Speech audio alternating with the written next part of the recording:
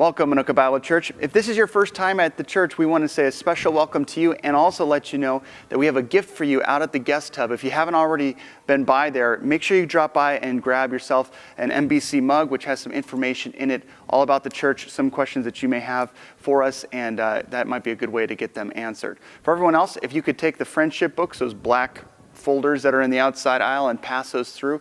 That'll help us out in keeping attendance this week. Got some really awesome things that I want to introduce you to that's coming up for this year, actually things that are starting this very week. At Minooka Bible Church, we really do believe that the gospel is the good news of Jesus. Now that truth has implications on our life that impacts those around us. Good theology leads to good action. That means that if you're a Christian, that everyone around you gets a chance to be blessed by that. To see themselves being missionaries in a local, national, and global arena. We have done many things throughout the past 4 years, but this year we are changing things up. Instead of 12 opportunities, we're going to focus in on just 6. We want to have more time with each focus and give the church opportunity for action. We're calling this Real World Endeavors. First, we are starting in February and March with Celebrate Recovery.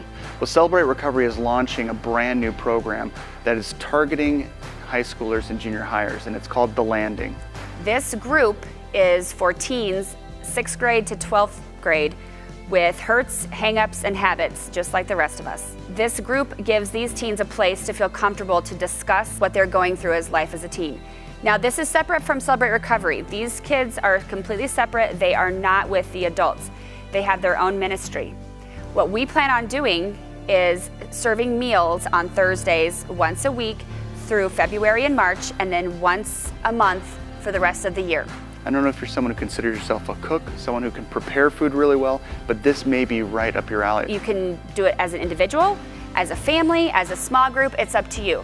Once we get into April and May, the endeavor is to love thy neighbor. More impactful than a pastor or church leaders going out into the community is you. Your community, your town, your place of work, your kids' sports teams, wherever you are, that's where we want you guys to focus. You have an opportunity to see needs all around you that we don't see. Also for April and May for Love Thy Neighbor, we are going to be doing research and finding shut-ins in the area and calling families to sponsor a shut-in for the year. By the time we get into June and July, we're focusing in on Royal Family Kids. This camp is for foster children in Grundy and Will County.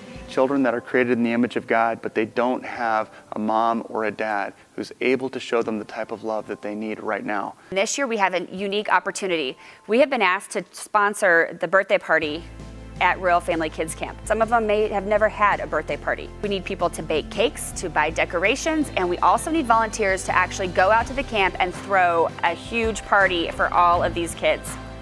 In August and September, we're focusing in on emergency needs within our community. We are going to be bringing back Great Church Giveaway on August 13th, and as many of you know, Great Church Giveaway is a huge free garage sale for anybody that wants to come.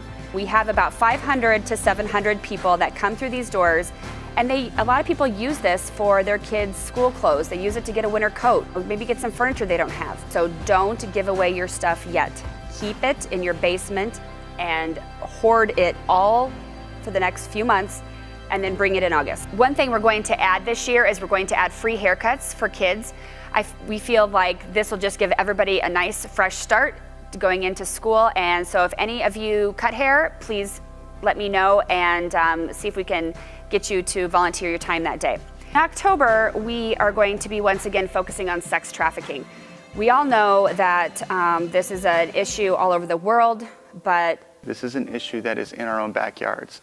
We will be having classes down in the adult classrooms. Instead of having speakers talk for 5 minutes and leave, we're going to actually have hour-long classes during the services. This is an issue that we need to step into as Christians. This has to be more than awareness. This has to be more than education. It has to have practical steps. The focus for November and December is going to be Christmas for the kids, as always.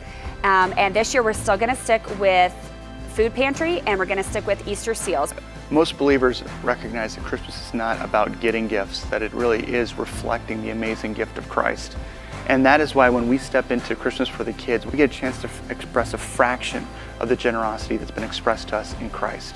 You guys have done an amazing job every year. We usually have about 150 kids, which equals 300 gifts each year. We want to just keep doing that for our food pantry, the people that are closest to us. I hope you're excited about the 2016 Endeavor team, and I hope you found something that you might want to get plugged into throughout the year. We've seen you step into so many needs and meet people right where they're at and communicate the love of Christ. This has had an impact on our community, and many people here within our church service right now have been recipients of your care. Now it's all of our opportunity to step into this again and ask God, could you use me for this?